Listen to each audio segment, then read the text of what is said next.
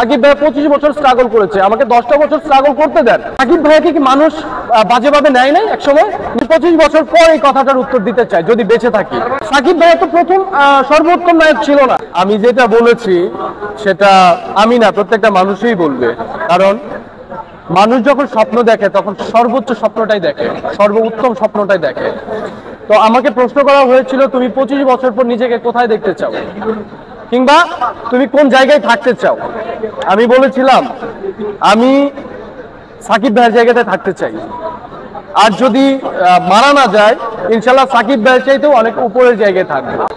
এখন কথাটাকে কেন অহংকার করে নিল মানুষ আমি জানি না, কারণ প্রশ্নটা হয়তো সবাই জানতো না।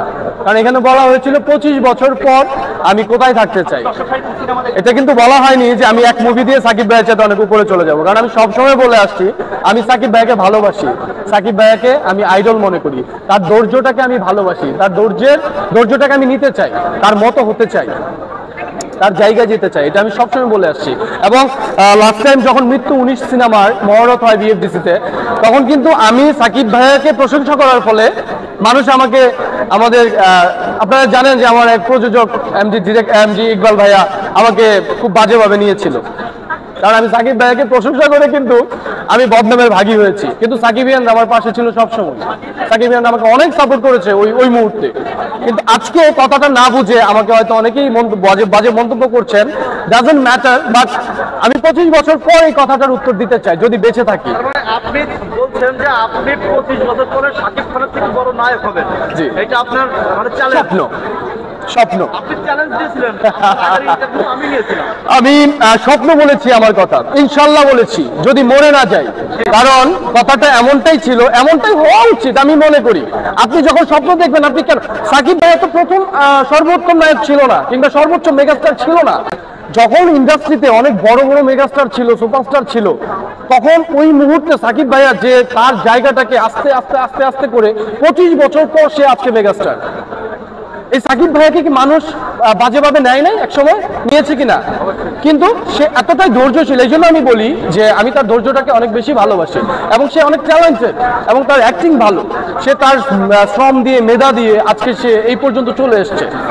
সো আমিও তো এই আশাটাই করবো, তাই না? আজকে সাকিব ভাইয়ের যুগে, হয়তো সিএম ভাইয়ের যুগে যারা যারা আছেন ইন্ডাস্ট্রিতে এখন বর্তমানে হিরো হিসেবে, সো সেই যুগে আমি তো এই জিনিসটাই চেষ্টা করবো যে না, আমি সাকিব ভাইয়ের চেয়ে অনেক উপরে যেতে চাই। স্বপ্ন দেখতে তো দোষ নেই, স্বপ্ন কেন দেখবো না? হ্যাঁ, তবে এটা না যে আমি কালকেই চলে যাচ্ছি সাকিব ভাইয়ের জায়গাটায়। আমি বলেছি, বারবারও বলছি, সাকিব ভাই 25 বছর স্ট্রাগল করেছে, আমাকে 10টা বছর স্ট্রাগল করতে দেন, তারপর আপনারা মন্তব্য করেন যে তুই তো 10 বছর স্ট্রাগল করে পড়ে গেলি। সাকিব ভাই তো 25 বছর স্ট্রাগল করেছে, আমি একদিনের স্ট্রাগলে আপনারা কেন আমাকে মাঝে মন্তব্য করবেন? আপনারা অনেকেই বলছে যে আপনি শুধুমাত্র ভাইরাল হওয়ার কারণে শাকিব খানের নাম মুখে উচ্চারণ করেছেন, এই ধরনের কথা কিন্তু অনেকেই বলবে। কারণ হয় না যে সাকিব ভাইয়ের নাম কিন্তু অনেকেই নেয়, আমাদের ইন্ডাস্ট্রিতে কিন্তু সাকিব ভাইয়ের নাম অনেকেই নেয়। কয়টা ভাইরাল হয়? আপনার কাছে আমার প্রশ্ন, কয়টা ভাইরাল হয়? আমার ভিডিওটাই কেন ভাইরাল হয় আমি সাকিব ভাইয়ের কথা বললে? তাহলে আপনাদেরকে এই জিনিসটা অবশ্যই বুঝতে হবে যে দর্শক আমাকে হয়তো ভালোবাসে, কিন্তু এটা যে তারা আমাকে বাজে মন্তব্য করছে, এটা আমার মধ্যে আমি পজিটিভলি নিচ্ছি। বিকজ অফ হয়তো আমাকে তারা হিডেনলি বলছে, যে গালি দিচ্ছে আমার জিত বাড়ানোর জন্য, যেন আসলেই আমি ভালো কিছু করতে পারি। বলেছিলেন ভাই সাকিব ভাইকে নিয়ে যে ভাইরাল হলো, সাকিব ভাইয়াকে নিয়ে আমি বলেছিলাম যে সাকিব ভাইয়াকে আমি অনেক ভালোবাসি, সাকিব ভাইয়াকে আমি আমার আইডল মনে করি, সাকিব ভাইয়া যে জায়গাটা আছে সেই জায়গাটাই থাকতে চাই আমি।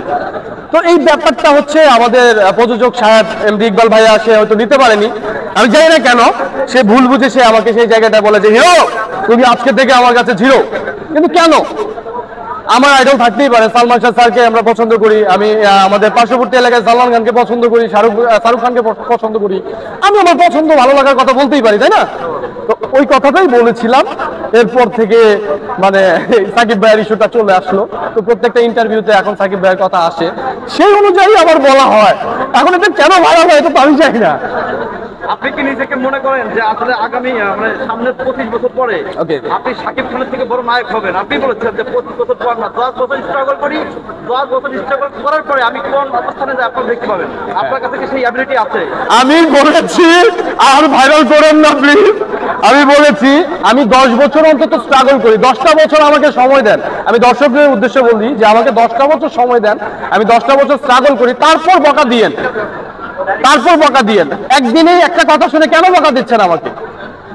আমি আমার স্বপ্নের কথা বলেছি, আমার স্বপ্নটা আপনারা নিতে পারছেন না। একটা নতুন হিরো বা একটা নতুন অভিনেতা সে তার স্বপ্নের কথা বলেছে, আর এইটা আপনারা নিতে পারছেন না কেন? আপনাদের কাছে আমার প্রশ্ন, আপনাকে যদি কেউ ছোটবেলায় স্কুলে প্রশ্ন করতো আপনি কি হতে চান, আপনি নিশ্চয়ই বলেছেন আমি ইঞ্জিনিয়ার হব, কেউ বলেছেন আমি ডক্টর হব, তখন আপনাকে ছোটবেলায় কি বকা দিয়েছিল টিচার, এই তুই কিভাবে ইঞ্জিনিয়ার হবি, তুই তো মানে ফেল করিস, তুই তো পারবি না, তোর ভিতরে যোগ্যতাই নাই, তোর দেখতেই খারাপ লাগে, তুই কেমনি ইঞ্জিনিয়ার হবি?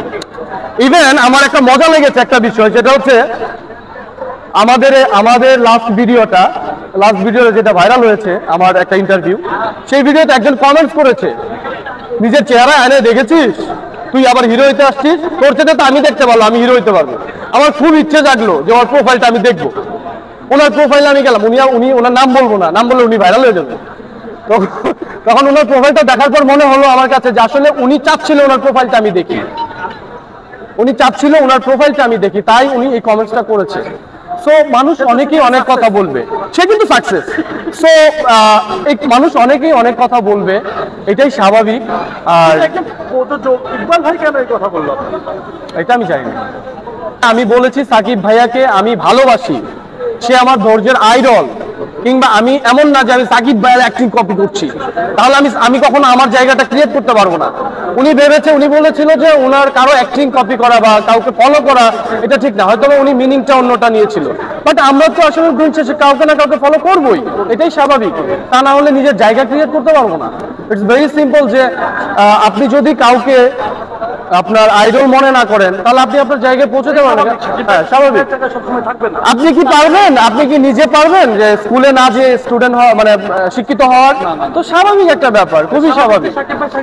থাকবে না, একদিন তার জায়গায় আরেকজন আসবে, এটাই স্বাভাবিক। আপনি নিতে চাচ্ছেন কিনা? অবশ্যই স্বপ্ন তো সেটাই, যে জায়গা আমরা যখন ওটাই করবো যেটা সবচেয়ে বড়, তাই না?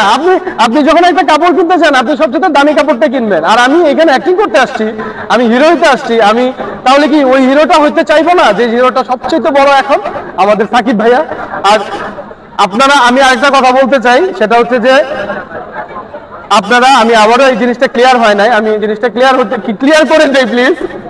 সেটা হচ্ছে যে আমি বলেছি যে আমাকে অন্তত আপনারা 10টা বছর সময় দেন, আমাকে একটু ফাইট করার স্পেস করে দেন। ফাইট করার আগে, মাঠে নামার আগে যদি আপনারা আমাকে বাজে মন্তব্য করেন তাহলে কিভাবে হবে? আর বাজে মন্তব্য কিছু মানুষ করবেই, এটা হয়তো বা তাদের ন্যাচার, এটা কেউ চেঞ্জ করতে পারবে না। তবে হ্যাঁ, আমি বলি সবসময় একটা কথা, সেটা হচ্ছে যে আপনারা যদি নতুনদেরকে একটুখানি সাপোর্ট দেন তারা অনেকখানি সাপোর্ট পায়, বিশেষ করে আমি অনেকখানি সাপোর্ট পাই। আপনাদের একটা পজিটিভ কমেন্টস অনেক বেশি কনফিডেন্স বাড়িয়ে দেয়। সো আপনারা জায়গা করে দেন, সবাই কিন্তু মার প্যাট থেকে শিখে আসে না। সাকিব ভাইয়ের পরে শাকিব খানের পরবর্তী নায়ক হিসাবে আপনি এখন কাকে মনে করেন? আরিফিন শুভ ভাইকে আমি পছন্দ করতাম, বাট ব্যাপারটা হচ্ছে কি উনার কিছু কাজের কারণে হয়তো বা দর্শক নিচ্ছে না, আমার একটা পার্সোনাল ওপিনিয়ন।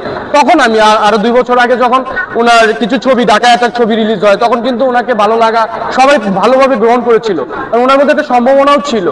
এখন বর্তমানে যিনি আছেন, বর্তমানের কথা বলছি, এটা আগের কথা বলেছি, বর্তমানে যিনি আছেন তিনি হচ্ছে সিয়াম ভাইয়া আছে একজন, সিয়াম ভাইয়া যিনি আছেন ওনার মধ্যে একটা সম্ভাবনা আছেন, এবং উনি অনেক ভালো অ্যাক্টিং করেন, এবং ওনার মধ্যে অনেক ভালো ডেডিকেশন। উনি আশা করি উনি যদি নিজের জায়গাটা ধরে রাখেন তারপর উনি একটা জায়গায় পৌঁছাবেন। এবং আমাদের আরেকজন যিনি আছেন তিনি হচ্ছেন আমাদের নাটকের আফরান নিশু ভাই, সরি আমি ভুল করেছি, আফরান নিশু ভাই। সো আফরান নিশু ভাই যেভাবে তার কাজ দিয়ে, নিজের দক্ষতা দিয়ে এগিয়ে যাচ্ছেন, আশা করি আপনি নিজেকে কত নাম্বার নায়ক হিসেবে দেখেন এখন তো আমি তো একদম ফ্রেশার, কত নম্বর নাই আমার, আমি একদম ফ্রেশার, আমি মাত্র যাত্রা শুরু করলাম।